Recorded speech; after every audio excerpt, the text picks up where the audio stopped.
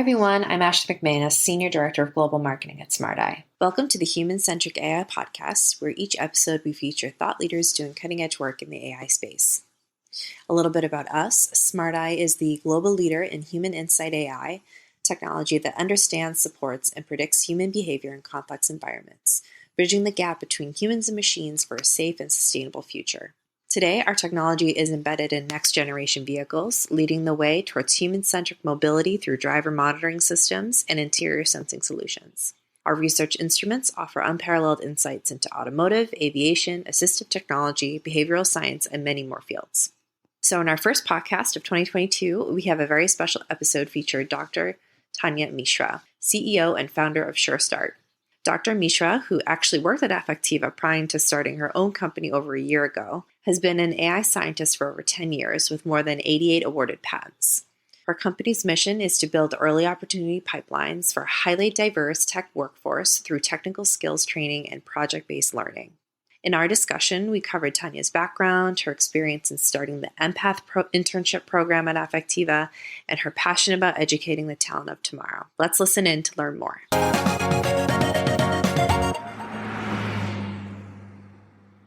Hi, everyone, and thank you so much for joining us today. With me, I have Dr. Tanya Mishra. Thank you so much for making the time to speak with me. Thank you, Ashley, for having me. And what a delight it is to reconnect with you after almost a year and a half of having not seeing each other almost on a daily basis at Affectiva, now that I have started my new company, SureStart. So it's wonderful to reconnect and just have a conversation. Yeah, absolutely. So let's talk about your background. How has your career path taken you to your company, SureStart, today? That is a good question, and a question that I reflect on quite often, because everybody wants to know about, how did SureStart come to be? And I think SureStart, I used to think SureStart came to be when I was 20 years old and had come to the United States as a sophomore and was faced with a computer for the first time and really experienced the power of a computer and computing to connect people to each other. Email blew my mind. I remember calling my dad and trying to explain the idea of what emails are and how does it work. And I remember explaining it as, I am going to write a letter to you right now, and you're going to get it right now. And that, to me, as an international student who had come from India, was really important, because usually on airmails, it took us a month to have a conversation, 14 days for me to share my thoughts with my family, and 14 days for them to write that, respond to that letter, and for it to come back. And this idea that through computing, we could connect with each other within minutes was fabulous. But I also was just really taken with the power of computers to be able to give us information. And I didn't know anything about computer science, but I was taken with computers. Happened to meet a mentor who was also the head of computer science at my university, St. Mary's University of Minnesota, just randomly got assigned to her as my international student advisor. I think it was probably with the goal to build connections, but I shared with her my experiences with computers and computing and the ability to connect, and I must have talked her ear off. And after listening to me for a while, she said, Tanya, why don't you sign up for CS 101? And I had this really interesting sort of moment there, because I was clearly very interested in learning more about computers and computing, but the basic skill to be a computer science student is knowing how to type minimally. And I didn't have that because I had never seen a computer before. And I expressed that to her, expecting that she would say, yeah, you're right, go learn how to type before you come back and take CS 101. But instead she said, that's okay, that's not a problem. You can learn how to type and you can take your first computer science class at the same time. And that was the beginning of this journey of learning, growing, reaching for audacious just goals for which I may not even have all the information. And for this mentor to repeatedly say to me, "That's okay, let me show you how." And so that was the beginning. Went on to get my bachelor's in computer science, got into graduate school to, really once again, because I wanted to learn more about computer science, but I also saw the power and promise it had, and what research in this space could enable me to do, both for myself, but for the ways in which computing could actually have a very direct impact on my community. Went to graduate school, finished graduate school, and started as a researcher at AT&T Labs, which was at that time, I think, still called AT&T Bell Labs. And spent several years there. Then joined Affectiva, where you and I met. As a lead scientist, later going on to be the director of AI research. And all of these steps, a thread through all of them was both computing, but also finding awesome mentors in my life who said, "Let me show you how, and let me show you how to take the next step," and benefiting from that. And the career I have, the life I have today, when I look back, would not have been possible without this community of awesome, engaged mentors repeatedly saying to me, "Let me show you how." And having been the beneficiary of that, I felt both really passionate about this idea of opening doors for other people, but also felt a sense of responsibility that what I have benefited from, I need to give back to the next generation of technologists. So starting within a month of actually getting my first job, I started becoming a technical mentor to younger students, people who were newer in the space. And, over the years, just kept adding on more and more mentees. And at Affectiva, I actually started the student program that later went on to be called the Empath program. And that was a fantastic journey. Started with one student in January of 2017. Oh my gosh. And one student, he was in Cairo, I was in New York, the company is in Boston. So the entire sort of, technical mentoring was done virtually. His internship at Affectiva, of course, was entirely virtual. And then by 2020, the summer of 2020, we had run a 52 student program with students coming from 5 different countries in the middle of, the biggest pandemic that this decade, probably several decades, have seen.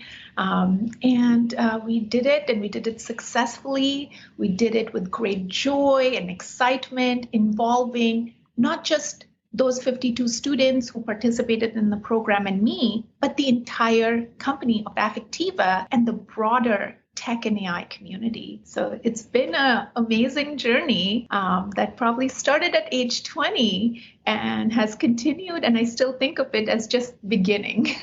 Yeah, absolutely. And I remember the Empath program at Affectiva. We did that for a few years. And can you take us through the process of taking it from that one person to 50 and, launching the program, like why you decided to launch it and how because we had people, I remember, physically in the office. I think it was probably 2019. And then we moved to like that totally digital experience with the pandemic in 2020. Can you speak to that just a little bit? Yeah, so I think the growth came somewhat organically from that one student in 2017 to 52 students in 2020. I think the growth came organically, but also once again through all of us taking a chance on the next generation. Wow. So I think with that one student, I'll speak to that experience because that was the beginning. It was within 10 weeks, this young man who had good coding skills but had no experience with machine learning really, and was interested in getting into the space and taking his first career step through an internship. And within 10 weeks, me and my co-mentor, another researcher at Affectiva, we had not only taught our intern the skills needed that he was interested in learning, but had also given him the opportunity to share his ideas, his perspective, and his new skills back into the company. And he was able to bring his fresh ideas paired with these new skills and bring freshness to our ML and AI work, but more importantly, brought perspective that we didn't have. And that made it stronger, made it more generalizable. And it was also just something that built a relationship between us, the student, but also his community. So the next time when we were looking for interns, when we were looking for full-time hires, now we had a new pipeline of young people based in Egypt that were interested and were building the skills that we needed in our next hire, in our next teammate. So that really clicked with the company leadership that this was a very interesting way to build a pipeline of talent. We invest in the students before they are candidates. And then when we need to look for our next hire, our next teammate, now we have access to this wider pool that we didn't have access to before. Absolutely. So that kind of leads into my next question of, what led you to create SureStart? I'm sure you kind of touched on it a little bit, but can you speak a little bit more towards, what your company's mission is, why it's so important to you, maybe speak to some of the challenges. I remember, I think it was, again, way back when you had a slide up on, the leaky pipeline, and it stuck with me after all these years. So maybe you could explain a little bit more about, how did we come to SureStart? Sure. How did we come to SureStart? I think I talked to you about, starting up the student program at Affectiva. Yep. And I think what I found that, going from 1 student to 52 students, I said it happened organically. But as we took on more and more students every summer, soon every spring, and also, every winter, I found myself really drawn towards creating more comprehensive learning processes. I'll call them processes because as a technologist, I love having clear processes, a clear pipeline for, you do the first step now, then you do the next step and the third step and the fourth step. And I found myself really drawn towards creating clear processes for a young person who's interested in machine learning, in data science, in AI, and is interested in making a career in it. They can say, okay, here are the 5 steps, here are the 7 steps that I need to take. They may be difficult, but they are clear. I can take these steps and I'm supported by a community. I'm supported by mentors. And I feel great assurance and also encouragement that I will be able to, achieve my goal of becoming a machine learning engineer, machine learning researcher, just being in the machine learning space. So I spent more and more time on it. And that was one of the reasons that the program at Affectiva kept growing from year to year, because I kept, finding new students, really advocating for them with the company leadership, for the leadership to see the promise in it and to invest in those students. And we just kept growing the program. But as I did that, I kept asking myself the question that if the results are, what they were, which was, a win-win-win for everybody, the student, the company, I would say the broader tech ecosystem, and I could do this sort of as a side hustle, right? My main job was to be a researcher and a research lead, and all of the technical mentoring, the student programs that I built and ran at Affectiva were sort of my side hustle. If that's what I could do in my 20% time using, sort of a common technology concept, what does it look like if I could spend 100% of my time on creating these pipelines of early career success for young people. And I distinctly remember the day it felt like it needs to go from being a side hustle to being a main idea. I think it was sometime in July of 2019, and I was headed up to Boston on the train from New York City just for the day, so that I could, say goodbye to all of the students who were in person as interns at Affectiva, sort of close out the program, attend the company summer picnic, and come back all in the same day. So I was traveling about 9 hours that day to, meet people for about 2.5 hours. And I was doing it because I was thinking about the students. I wanted to spend time with them. I wanted to celebrate the success that they have had over the summer. And I just felt like, yep, I think it's pretty clear to me that this is what drives me now. This has to be the next phase of my career. But of course, I had never built a company before. I had never been an entrepreneur before. I didn't even know what kind of company, but I knew that this was empowering young people, creating those pipelines of early career success, creating opportunity equity in the tech space so that we can have a more representative tech workforce who are working together to build inclusive and equitable tech. This is what I wanted to focus the next phase of my career on. So I get to Boston, meet the students. It's fantastic. We're at the company picnic, and I happen to have a few minutes alone with my boss at that time, Rana El-Kiliubi, the co-founder and CEO of Affectiva, and also a really dear friend. We were taking a walk, and I said to her, I need to say something to you. And she said, uh-oh, as in like, are you about to tell me that you are going to go do something else? And I said, yes, but not yet. I just have this idea. And I shared with her my plans of, spending the next phase of my career entirely focused on creating opportunity equity, and hadn't even fleshed out the details. And initially I was like, maybe we can grow this program at Affectiva even larger, even bigger. And she was certainly very supportive of that. But she did this thing where she said, okay, let me for a minute take off your boss at Affectiva hat and instead just be Tanya's friend. I want you to think big. I want you to think, what do you want to do even outside of Affectiva? And she really encouraged me to, in a sense, name my ambitions.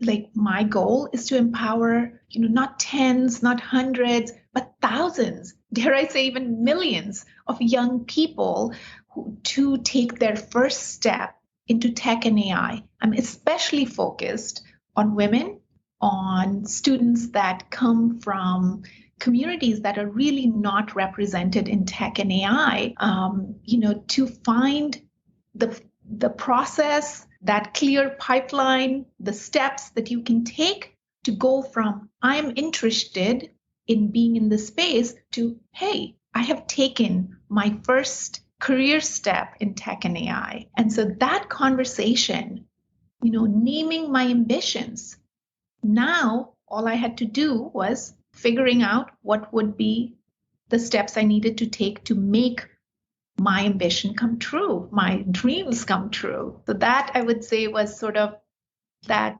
beginning of the idea that went on to becoming SureStart. Of course, this conversation was happening in 2019 in the summer, and SureStart as an entity didn't come into being until September of 2020. So in a funny way, I was probably giving,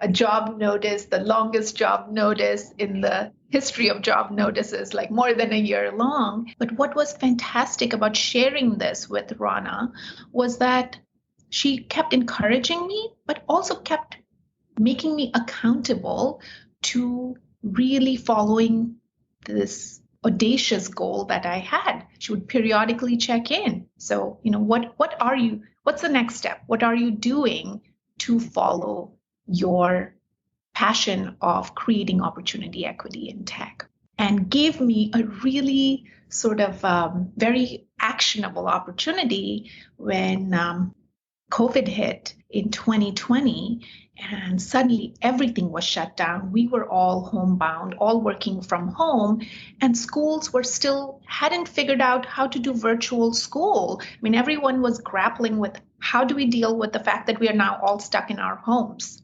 And what was really interesting to me that when so many companies were pulling back, the Affectiva community, the Affectiva leadership, just the broader team, we at a team meeting asked ourselves, what can we do to be a part of the solution during COVID, rather than just saying, wow, this is horrible. It is, but what can we do to be part of the solution? And I remember raising the fact that, yes, we cannot do in-person internships in the upcoming summer, but hey, what if we make it look something different? What if we make it into a virtual program that, because it's not an in-person internship, can actually be opened up to a lot more students, maybe students who are geographically quite far away from Affectiva and would in no possible way, even if they were given an offer, be able to come to Boston to do an in-person internship.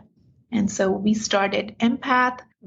The work was crazy. We prepared for a 5-week program involving 52 students that were selected, of course, out of hundreds that applied in about 5 weeks.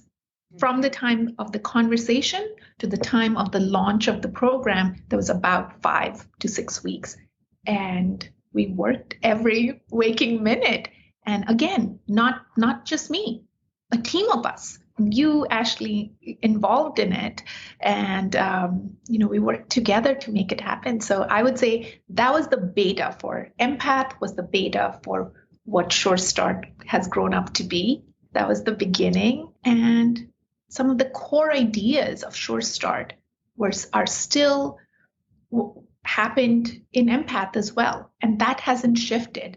This focus on community, this focus on empowering students, no matter who they are, no matter where they are based, providing every young person with a proximate mentor, somebody who has walked the walk that they are interested in, but is only 1 or 2 steps away, so that they can look at a person, their mentor, and say, hey, if he did it, if she did it, so can I.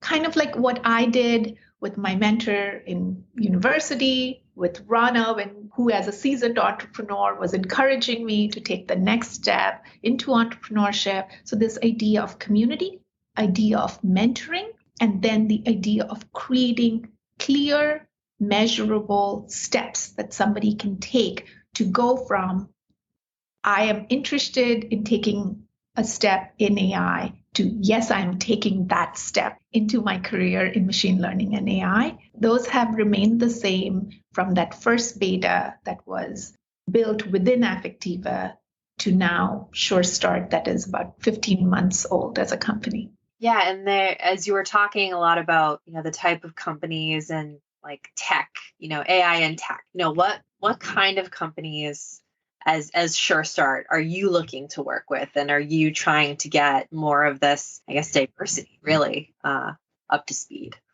I am looking for SureStart to partner with any company that uses technology in its product or service stack. And as more and more companies are using machine learning, data science as part of their process, as part of their services, as part of their products, in a way, every company is a tech company. Right. Yeah. And if you are using technology in any way, shape, or form, you need to be thinking about who is building that technology. If we want to build products that works for the entire market, it needs to be built by people that represent that market. Unfortunately, that's not true today.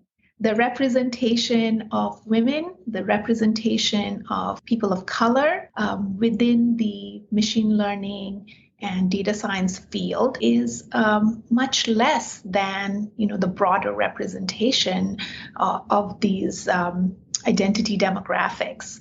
And companies recognize this. I'm delighted that they recognize this as a problem, and they are very motivated to making a change. And SureStart is able to come in and help operationalize those changes. So if a tech company is interested in making its workforce more diverse, more representative, we are your people. Come talk to us. We will help you with it. Yeah, awesome. So based on your work, I'm curious if you have any advice or recommendations for companies that want to really, when they think about diversity and their initiatives and hiring, and obviously bring on SureStart, but do you have any advice for companies that are like trying to do something actionable today for tomorrow, or any just general thoughts around that? I think the biggest piece of advice that I would share with companies that are interested in creating more representative tech teams is to invest in young people today before they stand in front of you as candidates. Build that relationship between the company, the stakeholders within the company, and a wide pool of young people before they stand in front of you as a candidate, because it is going to help that process become more efficient. It is going to help you make better hires because you already know these young people. The template for who is a machine learning researcher, who is a machine learning engineer needs to be broadened. And that broadness of the template for your next hire actually happens through engaging with young people before you're in that crunch of trying to find your next hire. Get to know them, become mentors, right? Yourself, or encourage your teams to find mentoring opportunities, find ways to engage with young people, maybe even people who have a very different lived experience than you, young people who have different perspectives, different experiences, maybe very different concerns than you. We need to invest in young people before they stand in front of us as candidates. That would be my advice to hiring managers, to company leadership. That's awesome. Love that advice. So speaking of the students as they stand in front of you, we love user stories. So I was wondering if you could give us an example of a student who was really, transformed by this program, maybe how it made a difference in their lives or opened up opportunities that they wouldn't have been exposed to otherwise. Yeah, this was a tough question because there are so many good stories that we just hear from our students about what participation in the SureStart program has done for them and how it has gone on to affect their, career decisions, their career opportunities, more importantly. But because I knew that you wanted me to find a story, I actually wanted to share the story of this young woman. She sent me an email recently that she was part of a SureStart program in last summer, and what her experience was being part of that program. So I'm just going to read certain, parts of her email to me. She said, "Oftentimes, I feel as though I take up too much space in a room, or I must apologize for every mistake. Yet, I haven't felt this way over the past 6 weeks, the 6 weeks during which she was in the program." That's what she's referring to. "From the very first day, you have created a welcoming and nourishing environment where women like me are not the exception, but the majority. We were encouraged to learn things we have never dreamt of, ask questions when we didn't understand, and most importantly, request help when we needed it. You have made this possible, and I'm grateful not only for the opportunity to attend SureStart, but to be part of a group of empowering women. I hope I can continue to be part of this community in the future."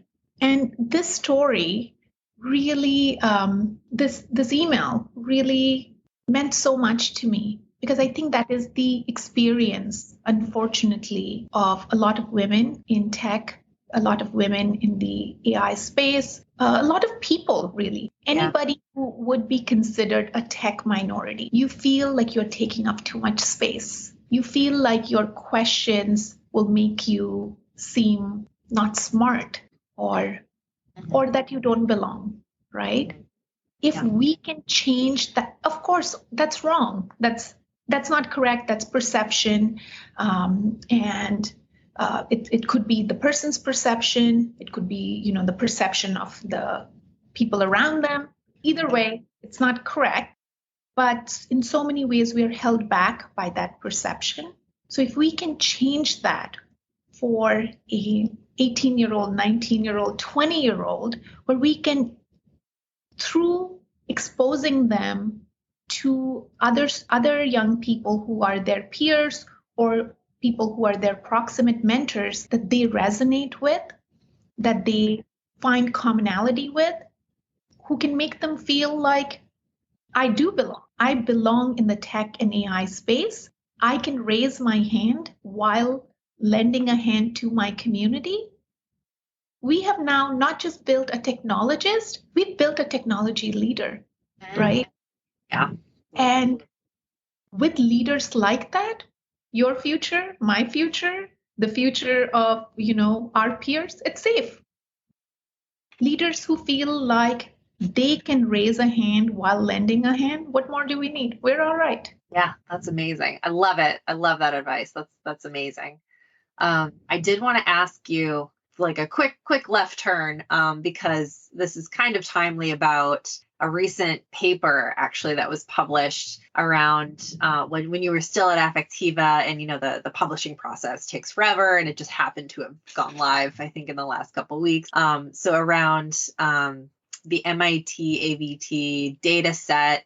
Can you just briefly touch? And I ask you now because I want to highlight your technical expertise as well as your passion for, kind of empowering these people to be these technologists and these tech leaders, to understand, for this particular project, what was it? What was your role in it? And then just talk us through the basics around it so we can show you off a little bit. Well, thank you for the opportunity. Yes, this was, so the paper I think you're referring to is a driver glance classification in the wild. This work was probably one of the last research papers that I wrote at Affectiva with my fantastic teammates, Ajan Joshi, Shandipan Banerjee, Jay Turco, as well as our fantastic collaborator from MIT, Brian Reamer. So in this paper, we were looking at how can we classify driver glances to understand if they are engaged in the task of driving, or are they, disengaged from it because they are distracted, or are they doing something else that takes them away from their primary task at that time, which should be driving. So we used a variety of different machine learning approaches, ran a whole bunch of different experiments where we were trying to identify, can we reliably and in a manner that generalizes across various domains, as well as subjects that may have very different demographics in terms of gender, in terms of race, ethnicity, driving conditions.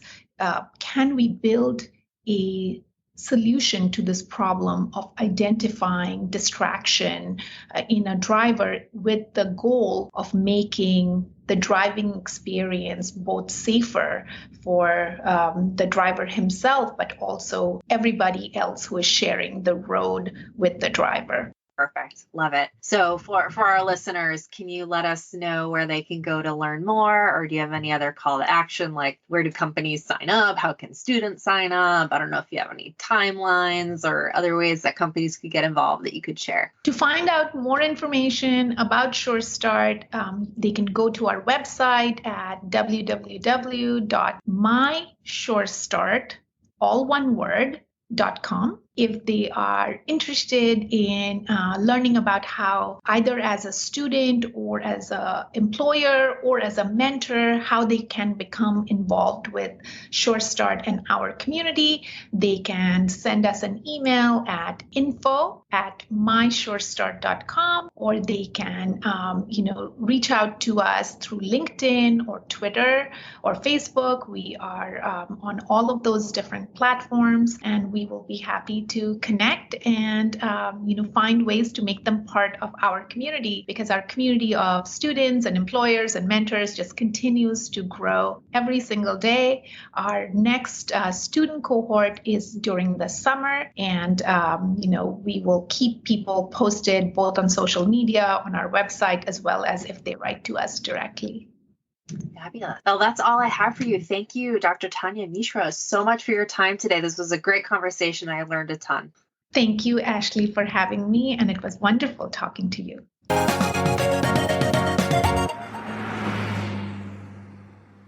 I thought this was a great conversation on the genesis of SureStart, and I think is an incredibly timely and important discussion for all companies as they figure out how to embrace diversity, equity, and inclusion in the workplace. I thought she had some great recommendations for companies looking to expand their commitments to their DEI initiatives, and I loved her story of the student who shared her experience and increased confidence after completing one of the programs. I hope you enjoyed today's episode. Don't forget to subscribe to the Human Centric AI podcast on iTunes, Google Play, Stitcher, or wherever you get your podcasts for new episodes. We're also on social media, so please reach out to us on Twitter, Facebook, LinkedIn, and Instagram to share any feedback you have on the show and weigh in on the discussion using hashtag HumanCentricAIPodcast. Don't forget to rate us and comment with your feedback and help make the podcast more discoverable for others.